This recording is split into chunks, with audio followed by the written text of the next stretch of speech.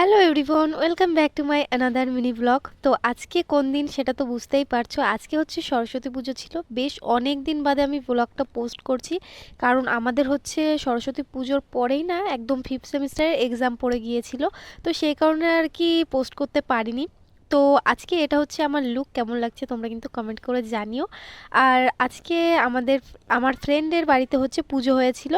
তো তারপর হচ্ছে আমরা ওই 2:30টার দিকে একটু ঘুরতে বেরিয়েছিলাম, মানে একটু বাইরে গিয়েছিলাম রানাঘাটে, ফ্লেভারস অফ রানাঘাটে। এমনিতেই অনেকটা লেট হয়ে গেছে, আরও রাস্তায় আসার হচ্ছে প্রায় 15 মিনিট পরে বাসটা এসেছিলো। তো বাসে উঠে সিটটা তো পেয়ে গিয়েছি, আর আমাদের এই রাস্তায় এতটা ধুলো কি বলবো। তো জানলাটা অবশ্যই বন্ধ করে দিয়েছিলাম। আর স্টেশনে এসেও একই ব্যাপার, সেই ট্রেন প্রায় 20 মিনিট মতো লেট করেছে আজ।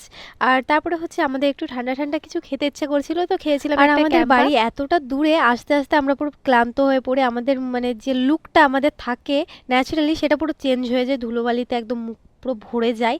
আর আমাদের রাস্তায় এত পরিমাণে ধুলো, তো আমরা ওখানে যেয়ে কিছু ফটো তুললাম, ভিডিও করলাম। তারপর হচ্ছে আমরা খেয়েছিলাম বিরিয়ানি। আর বাঙালিদের আর কি বা আছে, মানে কোনো ফেস্টিভ্যাল হলে তো আগে বিরিয়ানিটা খেতেই হয়, মাস্ট। আমরা ভাবি অন্য কিছু খাবো, কিন্তু না, ওই ঘুরে ফিরে সেই বিরিয়ানির দোকানেই লাস্টে যেতে হয়।